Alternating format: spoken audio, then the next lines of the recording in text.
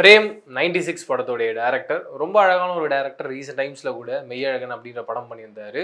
Overall இந்தியால யார் யாரெல்லாம் மிகப்பெரிய ஆக்டர்ஸ் இந்த படத்த பார்த்தாங்களோ, கண்டிப்பா இப்படி ஒரு படம் நம்ம லைஃப்ல பண்ணணும்னு சொல்லிட்டு எல்லாருமே அவங்களுடைய சோசியல் மீடியால ஷேர் பண்ணியிருந்தாங்க.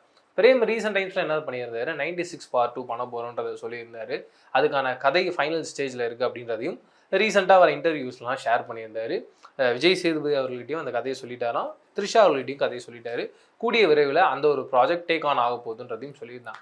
திடுதிப்புன்னு என்ன நடந்தது அப்படின்றது பார்த்தீங்கன்னா, பிரதீப் ரங்கநாதன் கிட்ட 96 கதையை பிரேம் சொன்னாரு. அதுக்கான ரீசன் என்னன்னா, விஜய் சேதுபதிக்கு 96 2 மேல ஒரு பெரிய ஈர்ப்பு இல்ல. ஏதோ அவருக்கு வந்து பெரிய அளவுல பிடிக்கல. அதன் காரணமா விஜய் சேதுபதியை ரீப்ளேஸ் பண்ற மாரி பிரதீப் ரங்கநாதன் இந்த படத்துல நடிக்க போறாரு. அண்ட் பிரதீப் ரங்கநாதன் கதையெல்லாம் கேட்டுட்டு ரொம்ப புடிச்சு போய், அவர் என்ன சொல்லியிருக்காருன்னா, சரி இந்த கதையில இந்த கேரக்டர் ரொம்ப நல்லவனா இருக்காரு. அவ்வளோ நல்லவனா வேணாம். ஏன்னா அவ்வளோ நல்லவனா பார்க்க மாட்டாங்க. அதனால கொஞ்சம் நெகட்டிவ் ஷேடோட என்னோட கேரக்டர மாத்துங்கன்னு சொல்லிட்டு பிரேம் கிட்ட சொன்னதா ஒரு தகவல். ஆனா இப்ப என்ன நடந்திருக்கு அப்படின்றது பார்த்தீங்கன்னா, 96 பார்ட் 2 த்ரிஷா அண்ட் விஜய் சேதுபதி தான் பண்ண போறாங்கன்றத பிரேமே சொல்லிட்டாரு. எந்த விதமான டவுட்ஸுமே கிடையாது.